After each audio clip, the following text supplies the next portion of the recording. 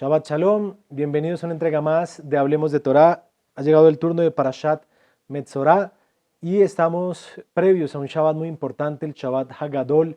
Así que tenemos una invitación para ustedes también. La próxima semana tendremos una entrega especial con el grupo de Hablemos de Torah para estudiar todo lo relativo a Pesaj como era costumbre. Hoy me acompaña Moshe y es un privilegio compartir esta reflexión contigo. Bienvenido. Gracias, Dudu. Es un gusto y un honor estar nuevamente acá.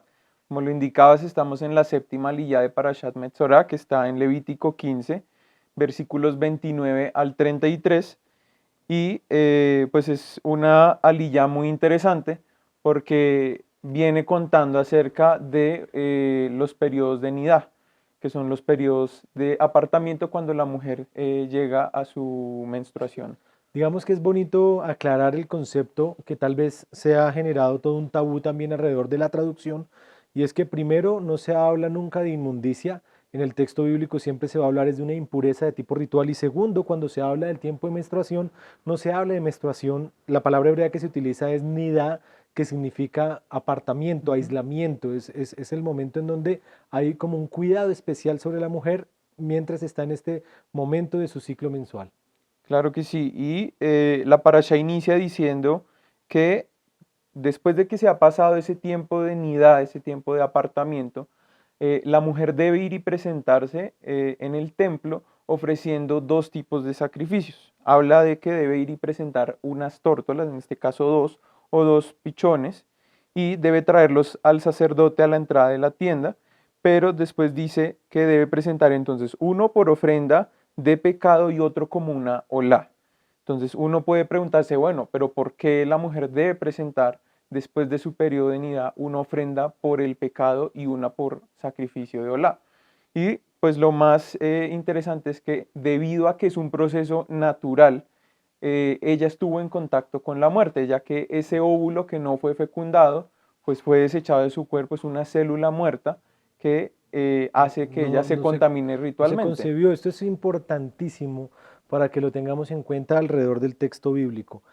Toda impureza de este tipo gira alrededor de un único y exclusivo concepto y es la vida versus la muerte. Y es en donde al no haber, digamos, vida, hay curiosamente entonces un concepto de pecado, de una ofrenda, por decir, hay un proceso de impureza que trajo consigo lo que implicó la no concepción de un posible bebé, un ser humano, la vida que se abra paso. Entonces, esto es importante recalcarlo alrededor de todo este tipo de impurezas, alrededor del concepto de la vida y de la muerte. Claro que sí, y de hecho esta parasha, o sea, además de hacer la mención de nidá como un proceso natural de apartamiento, el versículo 31 utilizará una palabra muy interesante que es Beizartem, que en las traducciones quedó y así se apartarán, después dirá et bene Israel.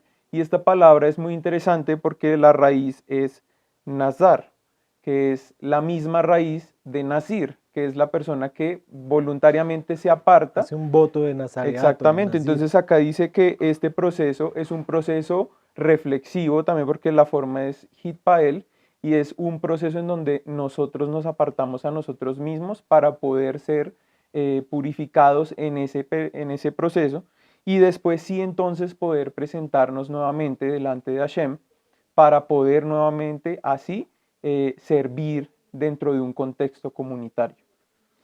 Es importantísimo ver esta figura cuando allí el relato que mencionas, Moshe, en el verso 31 dice, esta traducción prevendrán, y es la que se ha traducido como tendrán ese cuidado, pero es un ejercicio reflexivo de qué, de pensar que cada uno de los detalles, por mínimos que parezcan, generan un concepto de impureza y hay que entender que Hashem no puede compartir, en él no hay este concepto de la muerte y de lo que con ella se traen consecuencias de impureza y por eso hay como esa claridad tan fuerte en donde dice, para que no impurifiquen mi tabernáculo que está En dentro de medio de ellos, ustedes. en medio de ustedes.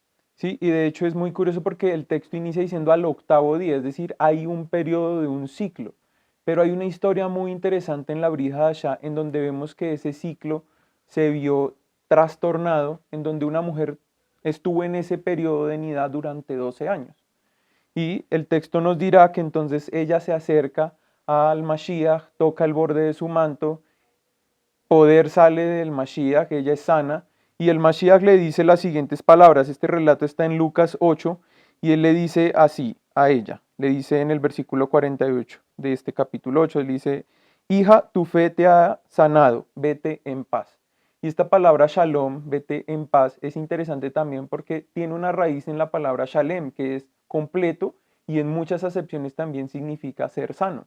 Es decir, ella pudo ser sana de esa particularidad que la hacía estar apartada para nuevamente entonces ser partícipe de ese contexto comunitario. Estar en un momento ya de plenitud, sin impurezas. Cada uno de nosotros puede, como decía Moshe, reflexionar alrededor de lo que implica este momento de aislamiento que debemos tener, de pensar alrededor de lo que nos está impurificando y poder dar ese paso de el tiempo por un lado, 7 días para un octavo que nos llama a un ejercicio del tiempo y también de los sacrificios que se tenían que ofrecer.